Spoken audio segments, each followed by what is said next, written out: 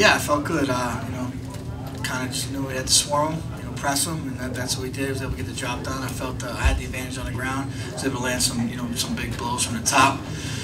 First round, I hit him with a good elbow, swelled his eye up, and just kind of kept it going after. I want to ask about your mindset coming in. I mean, a lot of people were saying, that Yair looks like the real deal, but is this the moment? And kind of, did it put a chip on your shoulder at all? Like saying, are they saying that my time is gone? Did you come in feeling a little bit of that, like you wanted to send a message and really put on an emphatic win? I think you always have to have a chip on your shoulder when you walk in there, and you guys kind of gave me that motivation by pointing out those facts. But I just got to do what I got to do every time I walk in there, and that's dominate when I can. So yeah, that's it.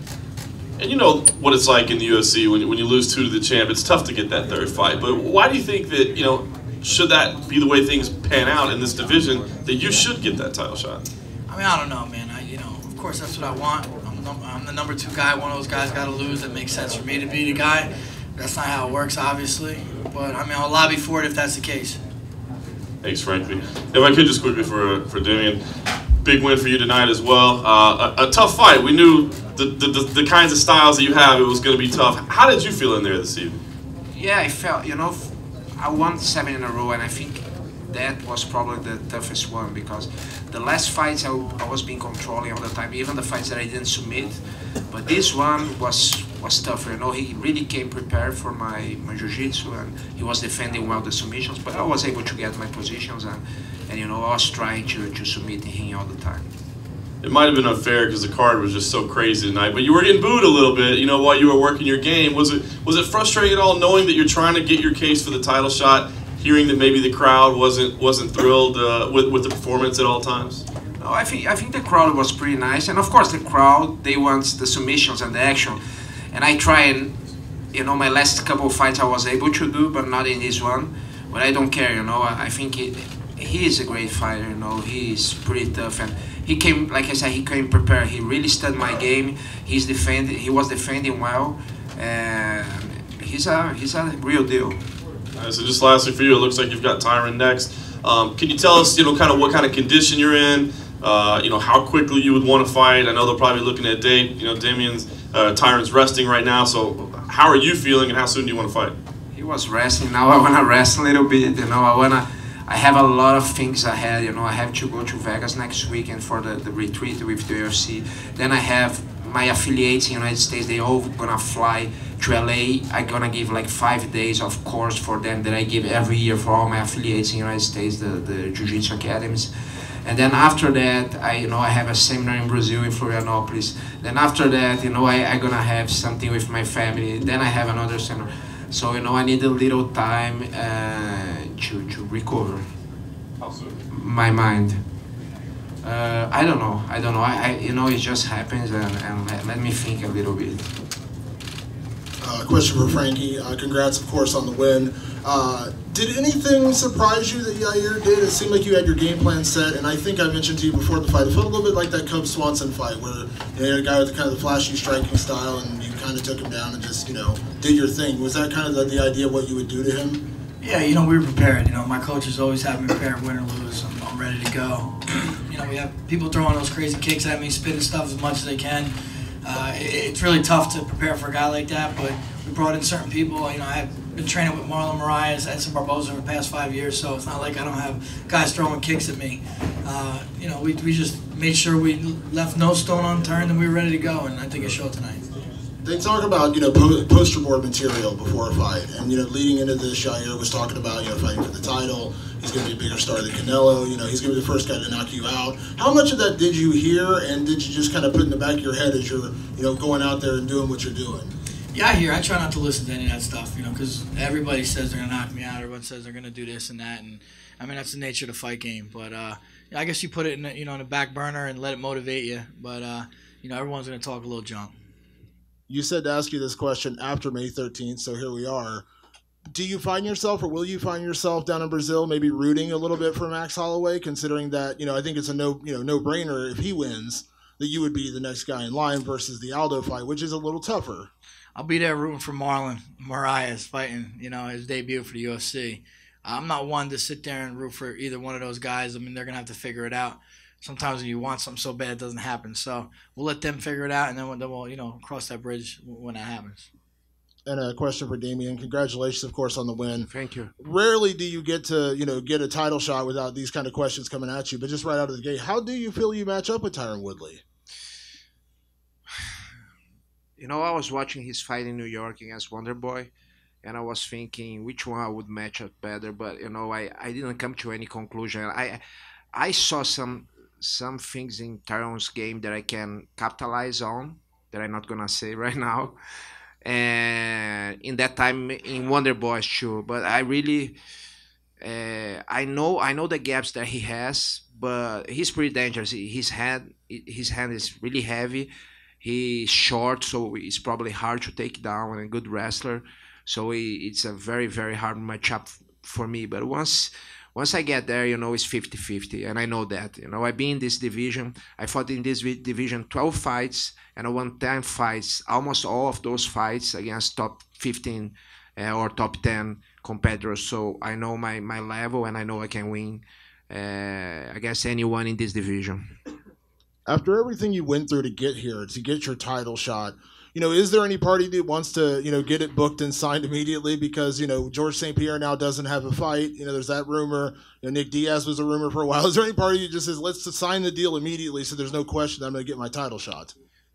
No, that's something that I have no control of. So what I learned lately in my life is that, don't get so stressed with things that I don't have control. So, once I won against, I remember Gunnar Nelson, they invited me to go to watch Lawler and Condit in that time. And, I was supposed to be the next, and they were recording me, I was in the front row, but then things changed. And okay, then I came and won against Matt Brown, and they said, okay, now we're gonna fight. And then, no, let's fight Condit. Then I won against Condit, the former, interim champion, in a very good way. And I said, okay, now we're gonna fight. And no, and finally I got this one, but I don't know, I just relax and I not put this pressure in myself anymore. And I have achieved so many good things in my life and in my career that I know I'm gonna fight for the title right now, but I'm not like crazy about that. I wanna fight for the title. I'm gonna get the title, but I'm not like I'm gonna sign this right now. I just wait, talk to Dan and talk to the UFC, and do the things the way we need to do. Question for Frankie: if Aldo were to win at UFC 212 and those two losses seem to prevent you from getting the title shot that you've earned, would you consider pursuing return to the lightweight division? You wanted to fight Conor McGregor for the featherweight title when he was the champion. That never came to fruition. Is that something you would pursue, or would you just stay at featherweight and try to get your title shot? I mean, if Conor McGregor fights on the table, it may be dumb not to want to fight that fight. But I'm comfortable right at 45 right now. And as a veteran of the sport who works with so many other fighters, what was your kind of just assessment of Yair Rodriguez if you were trying to give him advice on what he needed to do to improve? Yeah, I mean, I just think he's got to get his game more complete. He's got tons of skills in his stand-up game, and his jiu-jitsu's not bad. I mean, went for a knee bar on me too. I think just kind of the middle games, some little adjustments, and I'm sure he'll be there. And last question for me. The crowd was expected to be very pro Yair Rodriguez, but it seemed like it was pretty 50-50 with Frankie Edgar's fans and fans of Yair Rodriguez. Were you able to kind of pick up on that throughout the fight?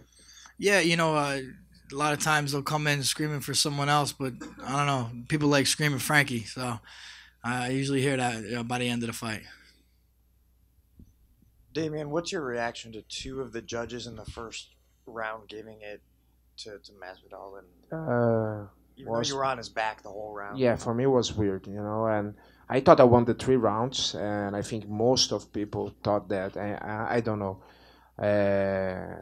I was, like you said, controlling on the time the fight. I was almost all the round in his back and attacking from there. The last 30 seconds, he was able to turn me down and give some shots, but I didn't really feel any of those shots. I was defending myself, so I don't know how they could give this round for him, but it's always weird. Question for Demian. Congratulations. Thank you. Can't help but notice that you're wearing all black, and on Wednesday, Masvidal wore all black, saying that he was coming for your funeral. Is this your response to his attire? You know, I don't play this kind of game. I know, but you know, like Tyron said, I was stupid to take that fight, and he said, he will say always the same if he win, that he was a great fighter and he wanna fight me, and he was nice and he doesn't know how to sell fights, but I don't care. That's my personality. I'm not gonna change that. I'm not gonna sell myself just because I wanna be a champion, or just because I wanna make more money. I don't sell myself. I am what I am. And I'm a role model for a lot of people and for my kids.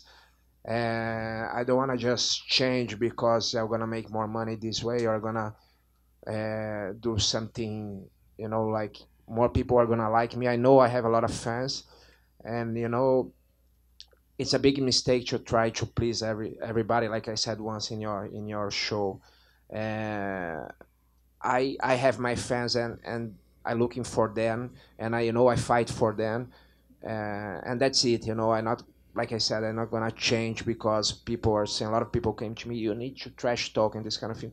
That's not me. I'm not gonna feel well. I have my principles, and I rather die than change my principles. And not to be a Debbie Downer, but not too long ago, Frankie Edgar was told that he was going to get a title shot after beating Chad Mendes. So what makes you believe that you are actually going to get this title shot?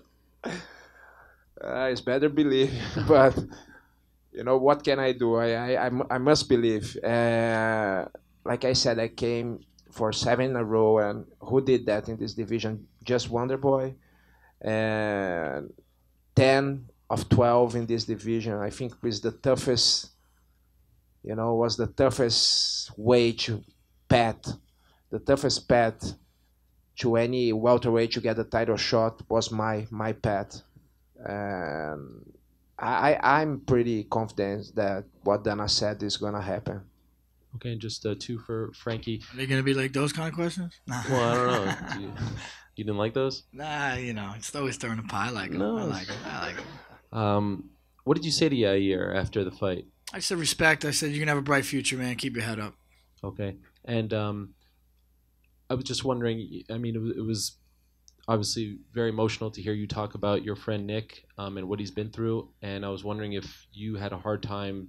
This is, in the grand scheme of things, not as important as your family, and you said you wanted to go home. Was it hard for you to kind of compartmentalize what was going on and sort of, not get too emotional as you were entering this fight after hearing about something like that? It was. Our whole team was kind of, in the dumps a little bit, and it's tough, man. Every time I close my eyes, I just kind of thought about it, and we get emotional at times. But I mean, you try to do your best and focus on what you have in front of you, and luckily it turned out good. But yeah, it's really I don't have words to say what I'm feeling for Nick and his family.